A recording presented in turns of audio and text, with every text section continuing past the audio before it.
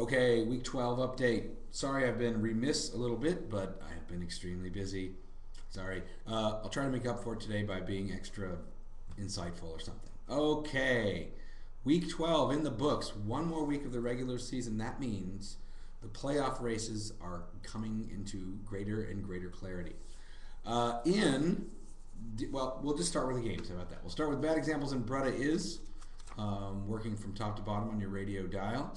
Okay, bad examples coming into the game 4 and 7. A hard luck run of 3 losses in a row. Brutta is coming in at 7 and 4. And let's see, Tom Brady. This was an interesting game. Here's why. Bad examples had the New England quarterback, and Brutta is had New England's #1 receiver. Brutta is had the Giants quarterback, and bad examples had the #1 Giants receiver. So all the quarterback points were kind of semi-negated. Brady got 56, but Welker got 22. Eli Manning got 51, but Victor Cruz got 27. So in a way, it was sort of a push. In the end, it meant a points bonanza for both teams, but bad examples in the strength of 56 from Brady, 27 from Cruz, 18 from Reggie Wayne, who's back from the dead, apparently. The team's not, but he sort of is. 15 from Michael Bush and 21 from the Baltimore defense, 177 big, fat, juicy points. Eli Manning with 51, again made partially irrelevant by Victor Cruz being on the other team. Megatron with a somewhat Megatron big dog Calvin Big Calvi Johnson with a somewhat disappointing for him 10 points. 11 from Wilson McGahee, 22 from Welker, negating partially the Brady bonanza, and 26 from Beanie Wells, who, I mean, really, does anyone think he's really that good? Can't argue with it. Adds up to 146. Bad examples keep their flickering playoff hopes alive at 5 and 7. Bretta is drops to 7 and 5. All right. Next, what do we got? Smell This vs Smack Attack 1. Now, Smell This was started the season 29-0, but it hasn't gone as well over the last several games. Aaron, the mighty Aaron of Rodgers, did his usual thing of kicking butt and getting 42 points. But other than that, the only other player in double digits was AJ Green. Mr. Green Jeans? I don't know. It doesn't work for me. Disappointing numbers from Matt Forte. Matt Football is my forte. Nick Novak, I'd say he was really looking out for #1 this week. I'd say he's a real whiz when it comes to football. San Francisco defense only 5 points. It adds up to 110 for Smell This. Smack Attack actually got more points out of Matty Ice, Matty Dry, Matty Light, Ryan, 44 points, more than the mighty Aaron of Rodgers. Fitzgerald was only 5. The Fitz with only 5 points. What kind of world are we living in? 11 from Santonio Holmes. Cedric Benson. I'm hearing the Benson theme song in my head. I can't sing it. I'm not going to sing it. 19 points from him. 18 from Dustin Keller, a Jet, but nevertheless in a victory. 1 point, 1 big point from the Philadelphia defense in their fruitless effort to stop Tom Brady and the Patriots. Smack Attack goes to 5 and 7. Smell This drops to 9 and 3. Well, we'll talk about playoffs. We'll talk about playoffs later. All right, you guys, with the name changes, you're killing me. Rough the Passer against Suck for Luck, and off the top of my head, this was the Revolution previously, where the injury bug lives. Well, Andy Red Rifle Dalton was the starting quarterback, and the kid did all right. They won the game against Cleveland. I mean, still, it's a win. 33 points. He was coming in, I should say, coming in at 4 and 7. Rough the Passer coming in at 5 and 6. Suck for Luck. By the way, there's no draft positioning based on record, so I'm not sure that's a great strategy. Brandon Jacobs with 10 points in a really unnecessary celebration. This is one of these things that I just don't get about sports, is when your team's getting butt whipped and you score a point, and this is soccer's the worst. The score, we're down 4-1 with 5 minutes left. Score a goal, yay! Let's act like we just saved the king of Belgium or something. But does Belgium even have a king anymore? I don't know. Roddy White, 18 points, 12 from Robbie Good as Gould, and it adds up to 110. Now, Rough the Passer had Matty Big Staph infection Stafford in his big 32-point game wherein he lost to Green Bay 27-15 in a really unimpressive Thanksgiving game, I think we'll all concede, including Ndamukong Suh. Ndamukong just sue me. Brandon Marshall was 16, Percy Harvin 16, Chris Johnson, CJ 2K 10, 11, 12, 17 points, 12 from LaShawn McCoy, 11 from the Dallas defense. Not a huge day, but good enough. 127.8 points against 110 for the Suck for Luck, the Revolution. And Ruff the Passer evens it up at 6 and 6. Suck for Luck drops to 4 and 8. All right. Like I said, we'll get to the playoff picture in a minute. Now, we had a couple of nail biters deluxe. Actually, this is one game wherein there wasn't just one-sided smack talk in Tommy's game. It's actually two-sided smack talk. Up again, Robinson smack. I need smack attack to beat smell this. Okay, Ghetto Superstar and Jollier Rogers. Let me set the scene. Actually, let me learn what the scene was real quick. Okay, the scene was that Ghetto Superstar, going into last night, had 105 points. The Jollier Rogers had, who did they have last night? Who did they have last night? Did they have anybody at all? Who am I missing?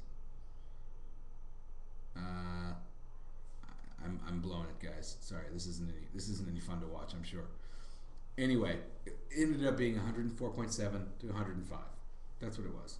I'm missing whoever the players were that were on the field last night. But anyway, this is about as close a game as it gets.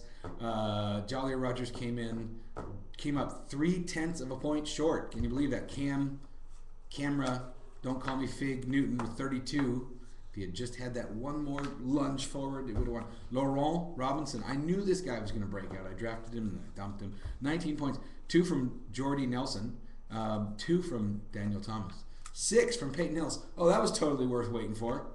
That was awesome. 6 weeks of waiting for him to produce, but finally he did. 6 points. What a turkey. I guess that's appropriate given the weekend. 11 from Fred Davis. 0.5 from Earl Bennett. The Earl of Bennett. I don't even know who that is. Joe McKnight, fine R&B singer, and got 4 points as the running back for the Jets. Billy Cundiff 10, Oakland 15, blah blah blah blah. Tony Romo with 30 in their big win over Miami. Their bold, dashing win over Miami.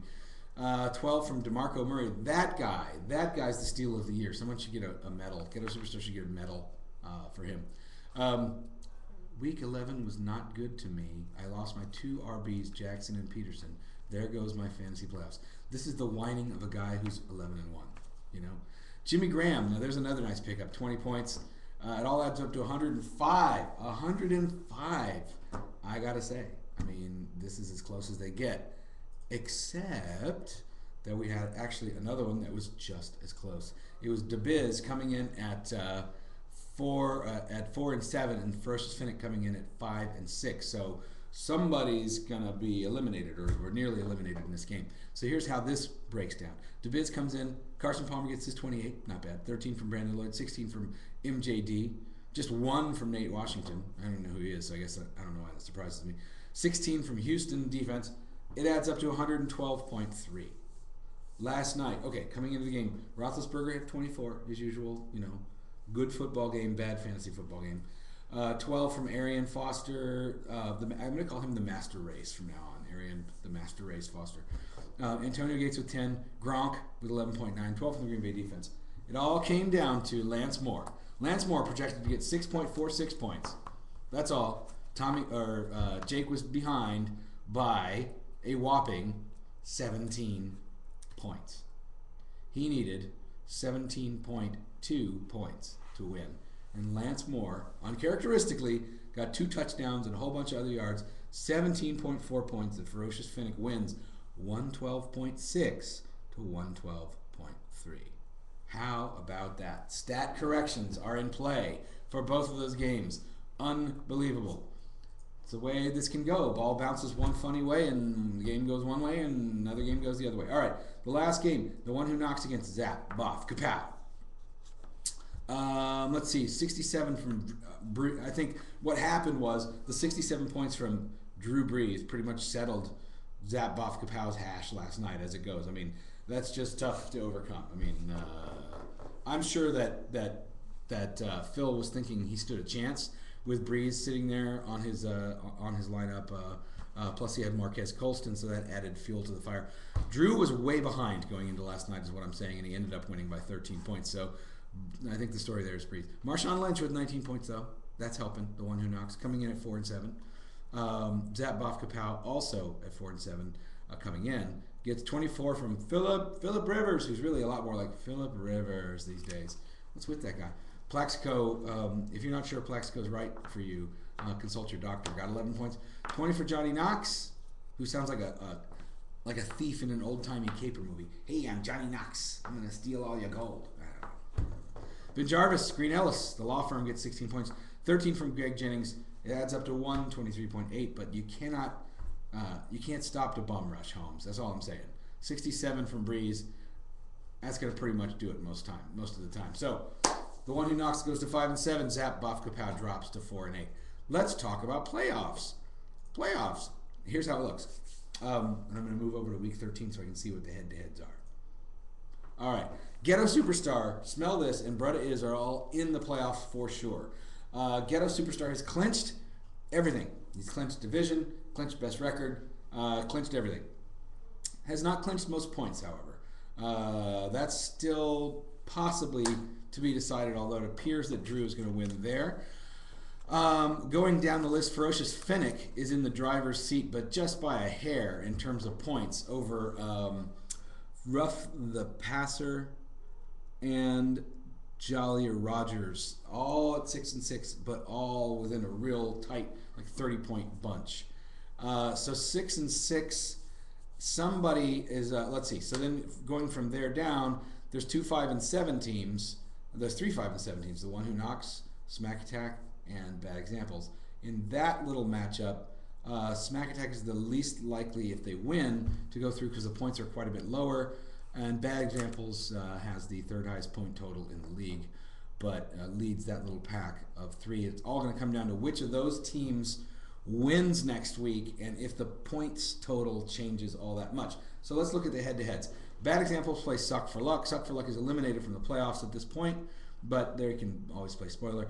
Smell This plays Jolly Roger. Smell This can essentially eliminate the Jollier Rogers from contention with a win. I don't think Smell This really has anything to play for next week, so you might want to rest some guys. Rough the Passer plays Ferocious Finnick. This is a straight up, winner probably goes to the winner almost certainly goes to the playoffs. Winner even has the potential to win the division in Division Del Sur. So this is a big matchup. Loser could be out of the playoffs altogether. That's the matchup of the week next week, I do believe. Let's see. Let's continue. Ghetto Superstar plays Zap Boff Kapow. Ghetto Superstar has locked up everything he can lock up. There's really nothing for him to play for either. Brutta I'm sorry. Zap Boff Kapow is out of the playoffs. Nothing to play for. That's I won't call it a garbage time game, but it's not. There's not a lot at stake there. And finally, the one who knocks and Smack Attack 1. This is a straight up elimination game. If you lose, you're definitely out. If you win, doesn't mean you're in, but it means you got a chance. I would say the one who knocks has the better chance. If he wins, he stands a good chance of making the playoffs. If Smack Attack 1 wins, I don't believe that he will. So that is how it rolls. That's how it be right now. All right? Okay? Any questions? Consult your congressman. That's it. Talk to you guys later. Bye.